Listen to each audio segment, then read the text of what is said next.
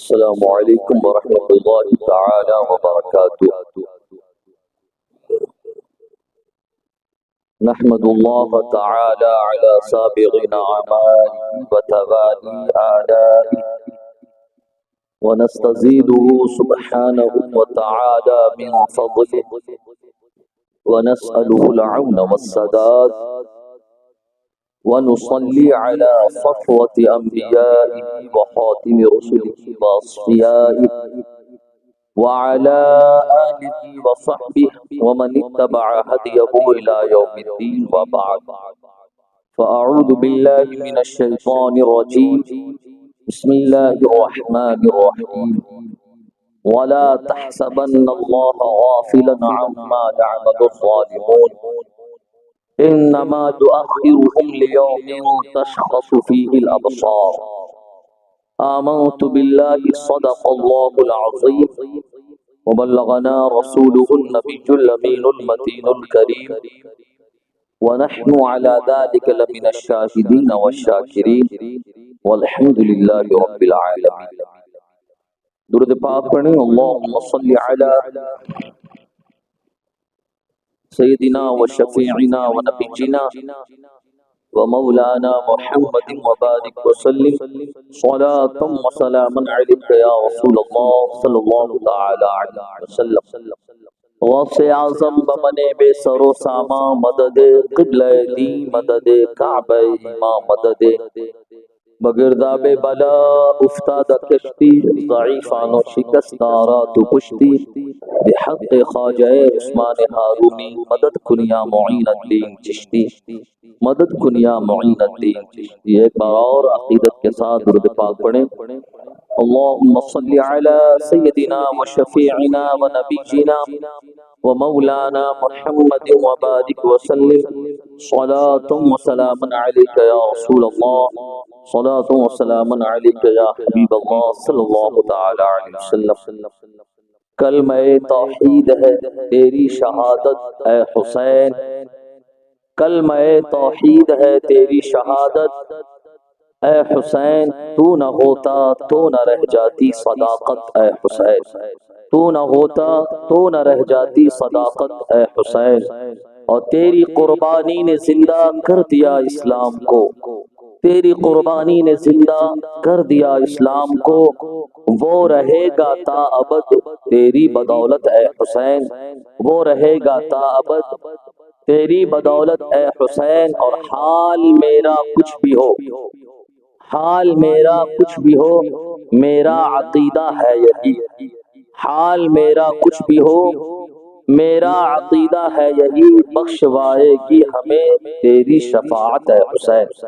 بخشوائے گی ہمیں تیری محبت ہے حسین۔ محترم سامعین، آیت کریمہ کی تلاوت کا شرف میں نے حاصل کیا۔ اللہ رب العزت کا فرمان، وَلَا تَحْسَبَنَّ اللَّهَ غَافِلًا عَمَّا يَعْمَلُ الظَّالِمُونَ إِنَّمَا يُؤَخِّرُهُمْ لِيَوْمٍ تَشْخَصُ فِيهِ الْأَبْصَارُ۔ ظالمین جو ظلم کرتے ہیں،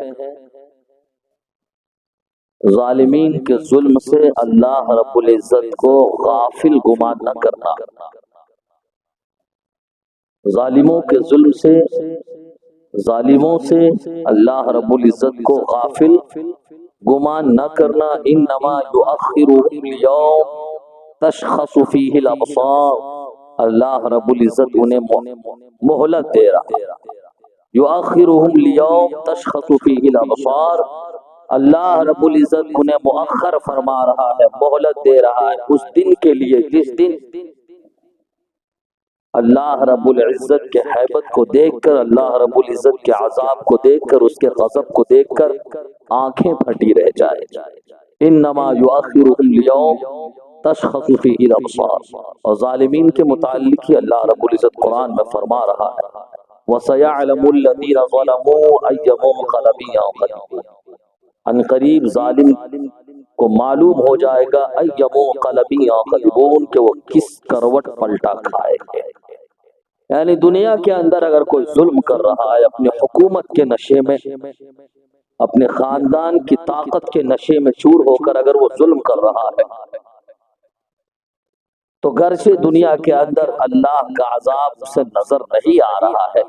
لیکن اللہ رب العزت بروز قیامت اس سے ضرور حساب لے گا۔ ظالمین کو اللہ رب العزت نہیں بخشے گا۔ بروز قیامت اس کے ایک ایک ظلم کا حساب لیا جائے گا،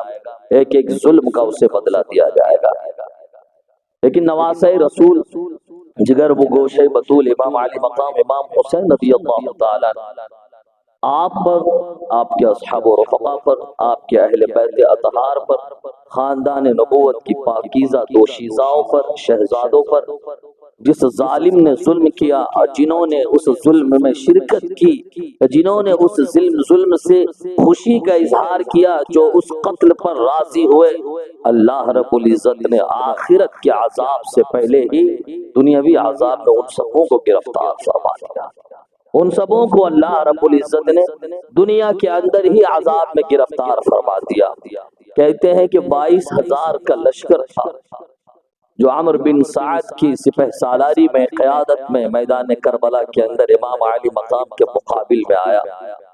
لیکن اللہ رب العزت نے صرف 22,000 نہیں بلکہ 1,40,000 کو دنیا کے اندر عذاب میں مبتلا فرمایا۔ اب یہاں پر اعتراض کرنے والا اعتراض کر سکتا ہے کہ جب 22,000 ہی آپ کے مقابلے میں آئے، آپ کو قتل کرنے کے لیے آئے، تو ان 22,000 پر ہی عذاب ہونا تھا۔ 1,40,000 جو 22,000 سے زائد ہے وہ تو ناحق مارے گئے، ناحق نہیں۔ 22,000 تو وہ تھے، 22,000 تو وہ تھے جو کربلا میں آپ کے مقابلے میں آئے تھے، لیکن ان کے علاوہ وہ لوگ بھی مقتول ہوئے، وہ لوگ بھی عذاب الہی میں گرفتار ہوئے اسی دنیا کے اندر،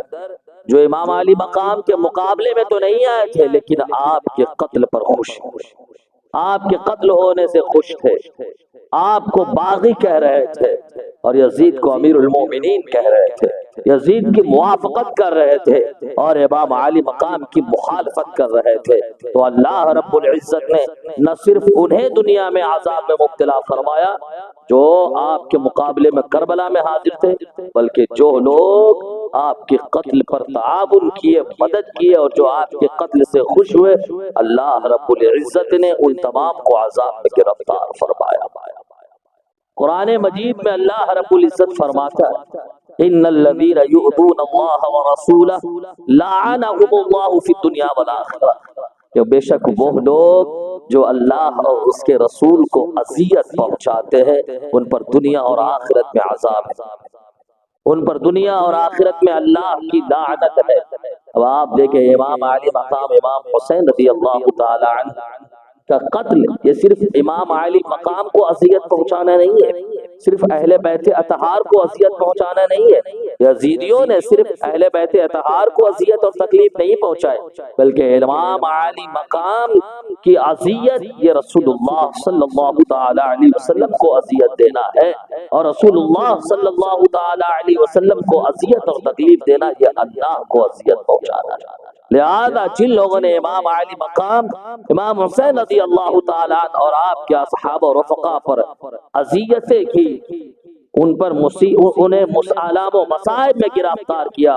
وہ بظاہر ذات وہ اللہ رب العزت کے مقابلے میں اپنے آپ کو پیش کیے تھے، اور اللہ رب العزت ایسوں کے بارے میں فرما رہا ہے لعنہم اللہ فی الدنیا والآخرہ، کہ جو اللہ اور اس کے رسول کو ستائے، جو اللہ اور اس کے رسول کو ستائے۔ یہ بات تو تھوڑی بعید ہو جا رہی ہے، لیکن امام علی مقام کو تکلیف پہنچانا، رسول اللہ صلی اللہ علیہ وسلم کو تکلیف پہنچانا تو ہے، جو سرکار نے فرمایا نا حسین منی وانا من، حسین مجھ سے ہے میں حسین سے، کیا مطلب حسین خوش ہوتا ہے تو میں خوش ہوتا ہوں، حسین کو تکلیف ہوتی ہے تو مجھے تکلیف ہوتی ہے۔ تو کربلا کے میدان میں جنہوں نے امام علی مقام کو ستایا، امام علی مقام کے دل کو دکھایا، آپ کے ننھے بچے علی اصغر کو پیاسا شہید کیا، آپ کے جوان بیٹوں کو انہوں نے شہید کیا، انہوں نے امام علی مقام کو اذیت پہنچایا، امام علی مقام کو تکلیف پہنچایا، اور امام علی مقام کو اذیت پہنچانا یہ رسول اللہ کو اذیت پہنچانا ہے، اور جو رسول اللہ صلی اللہ علیہ وسلم کو اذیت پہنچائے ان کے بارے میں اللہ کا فرمان ہے قرآن میں لعنہم اللہ فی الدنیا والآخرہ، کہ ان پر نہ صرف دنیا میں اللہ کی لعنت ہے بلکہ آخرت میں بھی اللہ کی لعنت ہے۔ تو یہ یزید اور جتنے یزیدی یہ سب کے سب دنیا اور آخرت دونوں جہان میں ملعون ہے، اللہ کی بارگاہ کے ملعون ہے۔ انہوں نے امام علی مقام کو ظلماً قتل کیا، آپ کے اہل بیت اطہار کو پیاس کی شدت سے تڑپا تڑپا کر قتل کیا۔ ان پر دنیا میں بھی اللہ کی لعنت ہے اور آخرت میں بھی اللہ کی لعنت ہے۔ تو اللہ رب العزت دنیا میں تو انہیں جو عذاب میں مبتلا فرمائے گا وہ اللہ کے علم میں ہے، آخرت میں جو مبتلا فرمائے گا، لیکن دنیا ہی میں اللہ رب العزت نے انہیں طرح طرح کے عذاب میں مبتلا فرما دیا۔ یزید 3.5 سال تک زندہ رہا، اس نے حکومت کیا، اس کے بعد وہ بھی عذاب میں مبتلا ہوا، امراض میں مبتلا ہوا اور وہ بھی ختم ہو گیا، دنیا سے فنا ہو گیا۔ اس کے بعد اس کی حکومت ختم ہو گئی، اس کے نام، اس عزت سے اس کے نام لینے والے ختم ہو گئے۔ پھر دوسرا بادشاہ مقرر ہو گیا، دوسرا بادشاہ مقرر ہو گیا، خلیفہ عبد الملک بن مروان۔ اس کی جب حکومت آئی تو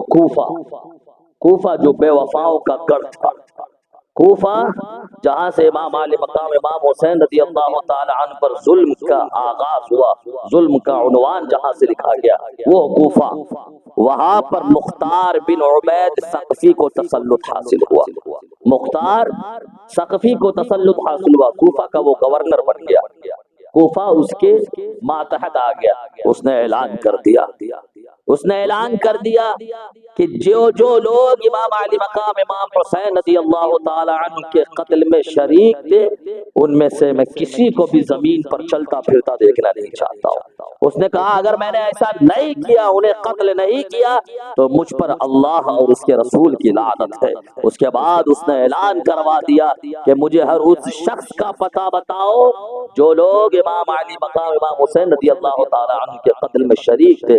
ایک ایک کا پتہ ملتے جاتا اور مختار بن عبید ثقفی ایک ایک کو پکڑ کر قتل کرتا جاتا اور سولی پر لٹکاتا جاتا، اور جو اس کے قتل سے بچ جاتا اللہ رب العزت انہیں طرح طرح کے عذاب میں مبتلا فرماتا تھا۔ تو اس طریقے سے صرف مختار بن عبید ثقفی نے تنے تنہا 70,000 ایسے شامیوں اور کوفیوں کو قتل کیا جو امام علی مقام کے مخالف تھے، جو امام علی مقام کے ساتھ قتل کیے یا ان کے قتل کی سازش میں شریک تھے یا امام علی مقام کے قتل پر خوش ہوئے تھے۔ اور 70,000 کوفیوں اور شامیوں کو عبداللہ بن صفاح نے قتل کیا تھا۔ اس طریقے سے 70,000 اور 70,000 1,40,000 شامی اور کوفیوں کو اللہ رب العزت نے امام علی مقام کے قتل کے سبب دنیا کے اندر ہی عذاب میں مبتلا فرما دیا۔ اللہ کے نبی صلی اللہ تعالی علیہ وسلم پر یہ وحی نازل کی گئی تھی سرکار دو عالم صلی اللہ علیہ وسلم پر کہ اے نبی، یہودیوں نے حضرت زکریا علیہ السلام کو قتل کیا، تو میں نے ایک زکریا کی قتل کی وجہ سے 70,000 یہودیوں کو قتل کروایا۔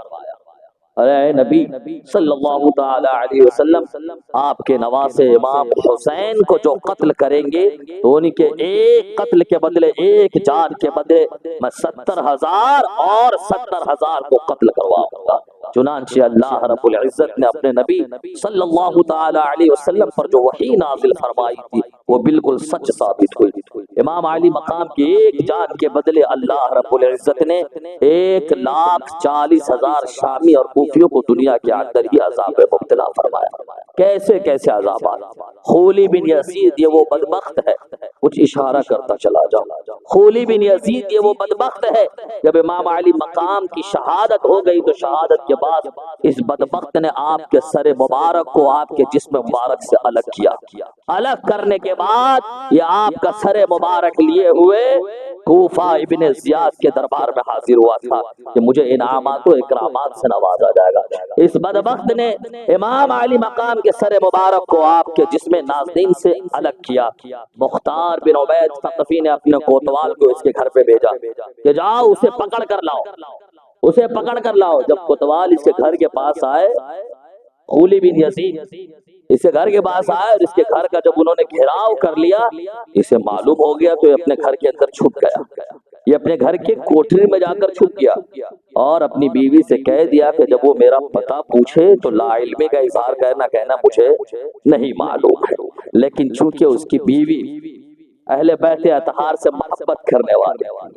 جس دن سے خولی بن یزید امام علی مقام کا سر مبارک لے کر آیا تھا، اسی دن سے خولی کی بیوی اس کی دشمن بن چکی تھی۔ وہ گھر سے باہر آئی اور اس نے زبان سے کہہ تو دیا کہ وہ گھر میں نہیں ہے، لیکن اس نے ہاتھ سے اشارہ کر دیا کہ گھر کے فلاں حصے میں موجود ہے۔ چنانچہ مختار ثقفی کے جو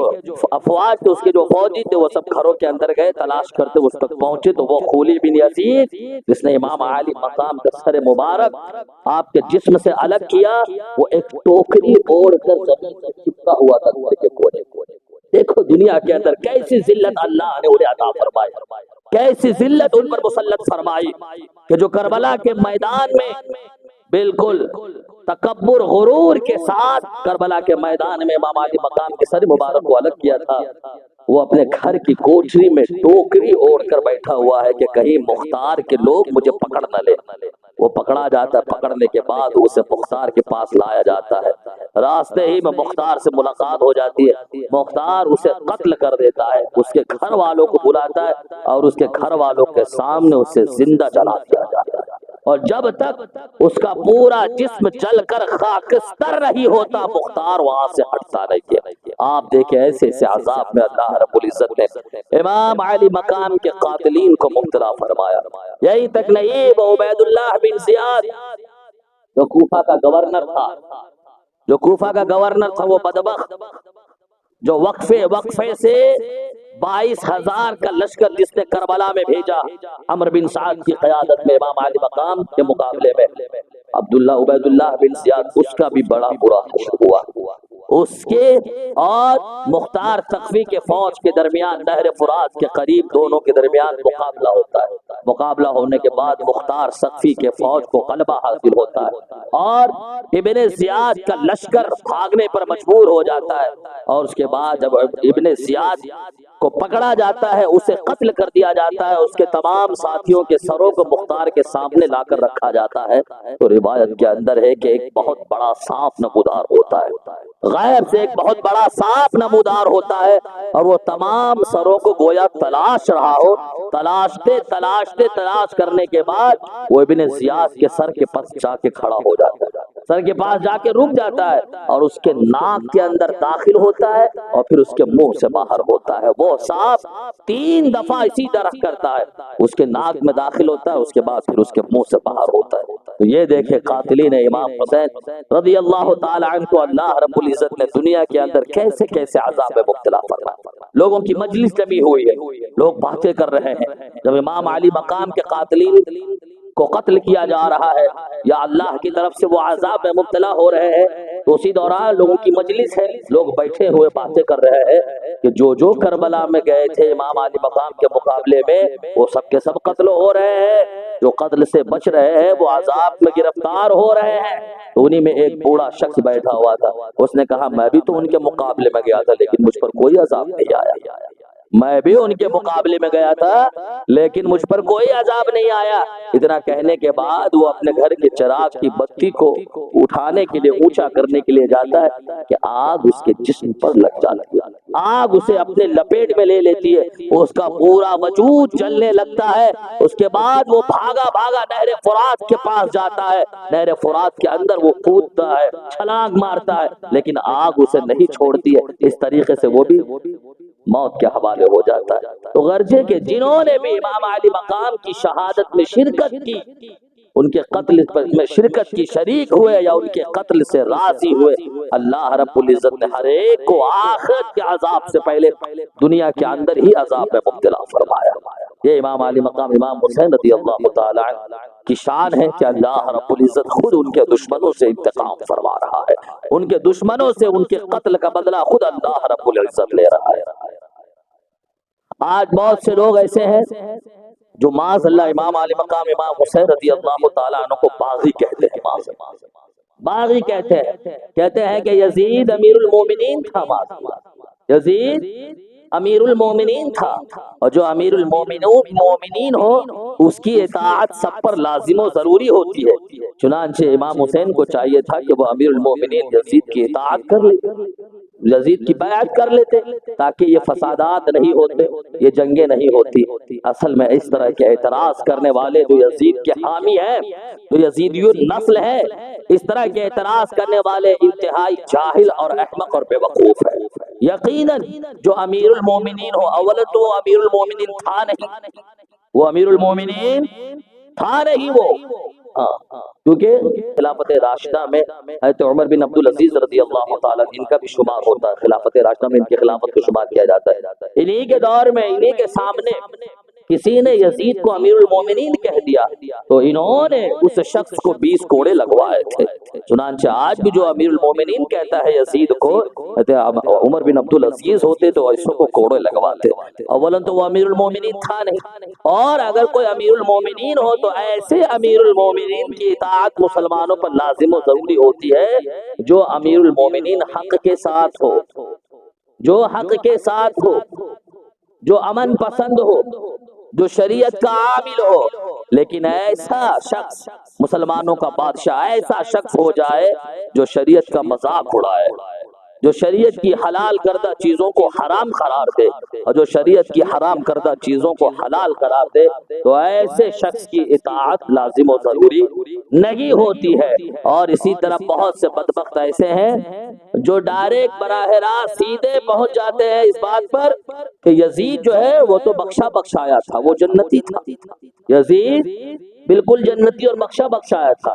ان کا نشانہ امام علی مقام امام حسین رضی اللہ تعالیٰ عنہ کی طرف رہتا ہے کہ ایسا شخص جو بخشا بخشایا ہو، اس کی اطاعت نہ کرنا، اس کی بیعت نہ کرنا، یہ درست نہیں ہے۔ لہذا امام علی مقام نے اس کی بیعت سے جو انکار کیا ہے، امام علی مقام نے بغاوت کیا، معاذ اللہ، وہ امام علی مقام کو باغی کہنا چاہتے ہیں، اور وہ اس کے لیے ایک حدیث پاک کا سہارا لیتے ہیں کہ یزید یہ بخشا بخشایا ہے، یہ حدیث پاک سے ثابت ہے۔ وہ کہتے ہیں بخاری شریف کی ایک حدیث ہے جس میں اللہ کے نبی صلی اللہ تعالی علیہ وسلم نے فرمایا ہے اول جیش من امتی یغزون مدینہ قیصر مغفور لهم، سرکار فرماتے ہیں کہ پہلا وہ لشکر جو قیصر کے شہر قسطنطنیہ پر حملہ کرے گا وہ بخشا بخشایا، وہ بخشا بخشا یعنی وہ جنتی۔ اور اس حدیث پاک کو حدیث قسطنطنیہ کے نام سے یاد کیا جاتا ہے۔ اللہ کے نبی صلی اللہ تعالی علیہ وسلم کا فرمان حق ہے، ان کا کہنا ہے کہ قسطنطنیہ پر جو لوگ حملہ کریں گے، حملہ کیے ہیں جو لوگ، ان کے لیے سرکار نے جنتی ہونے کی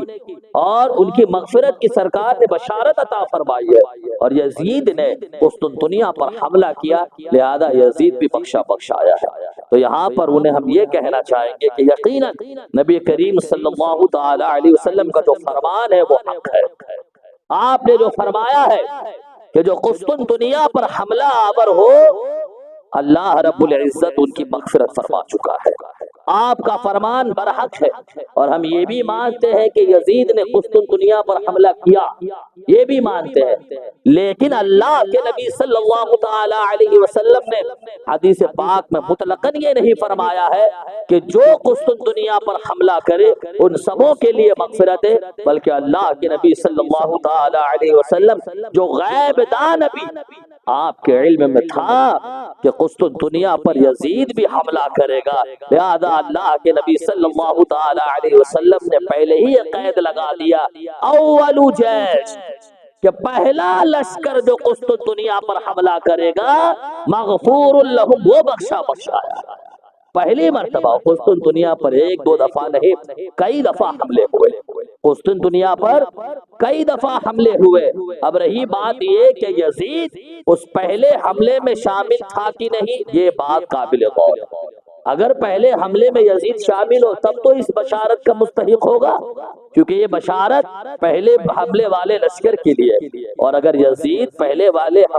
والے لشکر میں شامل ہے پھر وہ بشارت کا مستحق ہو ہی نہیں سکتا۔ اب آپ دیکھیں یزید نے قسطنطنیہ پر حملہ کیا، اس تعلق سے حدیث پاک کی کتابوں میں،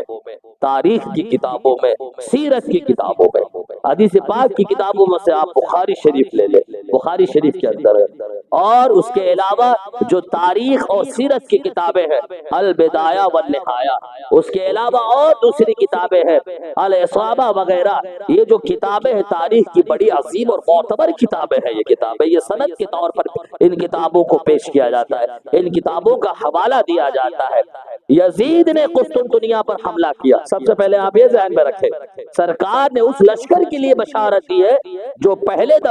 پہلی مرتبہ حملہ آور ہوا، اور یزید نے قسطنطنیہ پر جو حملہ کیا،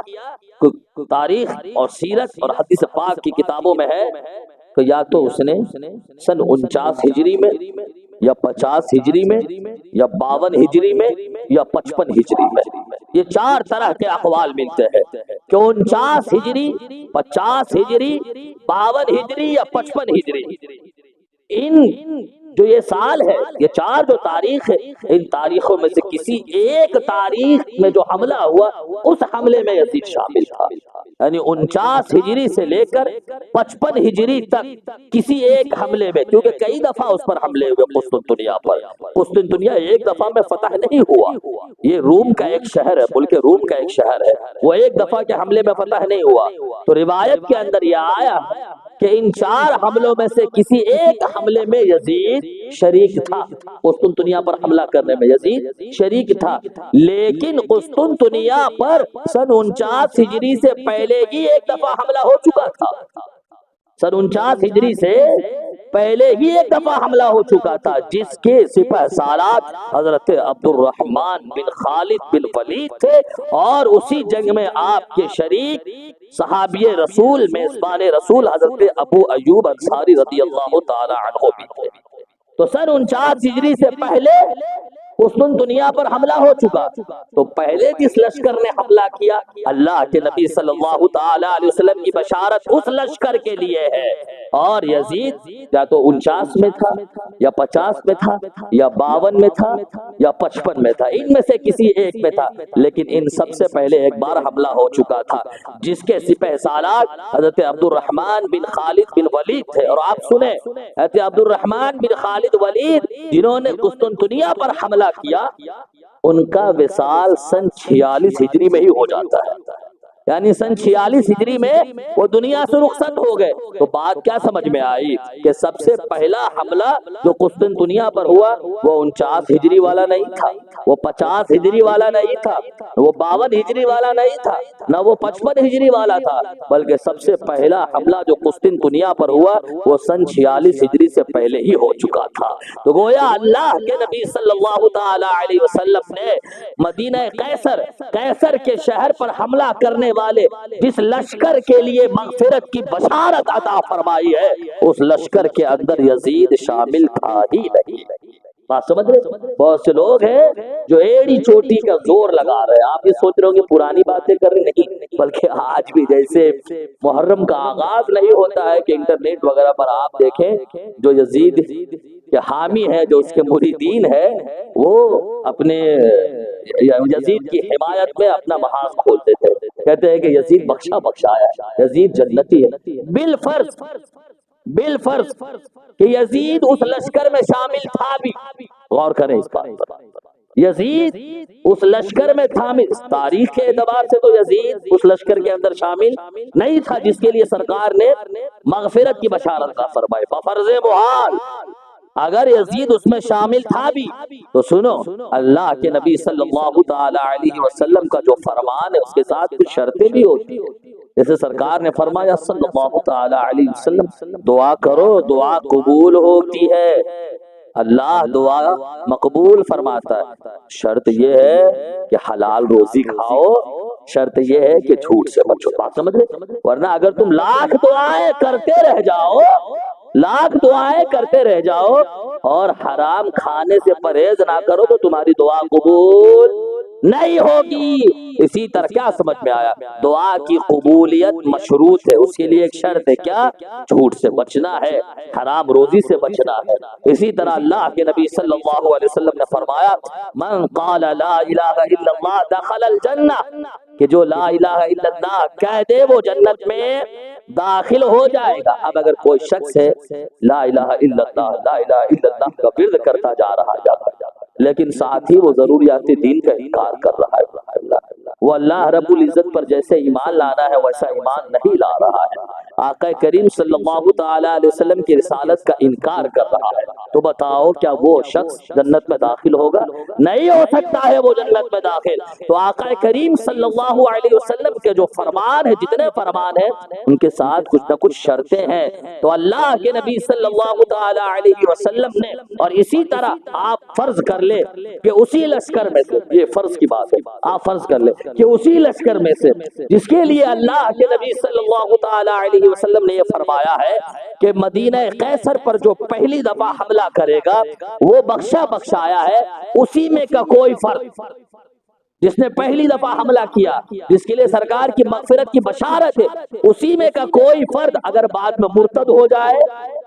بعد میں اگر ایمان سے پھر جائے تو کیا اس کے لیے بھی مغفرت ہے؟ نہیں۔ کیا سمجھ میں آیا؟ ایمان اور عمل کی سلامتی ہونی چاہیے، اس کے بعد اللہ کے نبی صلی اللہ تعالی علیہ وسلم کی بشارت ہے۔ تو بفرض محال ہم یہ مان بھی لے کہ یزید اس لشکر میں شامل تھا، لیکن اس کے باوجود یزید کے جو کرتوت ہے اور اس کی جو گھناؤنی حرکت ہے، اس کی گھناؤنی حرکت اس بات کا پتہ دیتی ہے کہ یزید اس حدیث پاک کی بشارت کا مستحق نہیں ہے، کیونکہ بعض علماء نے تو صرف انہیں فاسق و فاجر ہی کہا ہے، بعض ہمارے وہ علماء ہیں جنہوں نے یزید کے متعلق کفر کا قول فرمایا ہے کہ یزید کافر ہے۔ جب ایمان ہی سلامت ہے تو جنت کی بشارت کا مستحق کہاں ہوا؟ تو یہ یزیدی ٹولہ ہے، یہ یزیدی ٹولہ ہے۔ جب ماہ محرم کا آغاز ہوتا ہے تو اپنے یزید کی حمایت میں اپنا محاذ کھول دیتے ہیں، لیکن وہ لاکھ کوشش کر لے، وہ لاکھ کوشش کر لے، جنہوں نے نواسۂ رسول تھے امام علی مقام، امام حسین رضی اللہ تعالی عنہ، آپ کے اصحاب و رفقا اور اہل بیت اطہار کو ظلماً قتل کیا، اللہ رب العزت کی لعنت ان پر دنیا میں بھی ہے اور آخرت بھی ان پر اللہ رب العزت کی لعنت ہے۔ اللہ رب العزت کی بارگاہ میں دعا ہے کہ مولا عز و جل ہم سبوں کے دلوں میں اہل بیت اطہار کی محبت کو گامزن فرمائے، اللہ رب العزت ان کی محبت میں اور صحابہ کرام کی محبت میں ہم سبوں کا خاتمہ فرمائے۔ وما علینا الا البلاغ۔ السلام علیکم ورحمۃ اللہ تعالی وبرکاتہ۔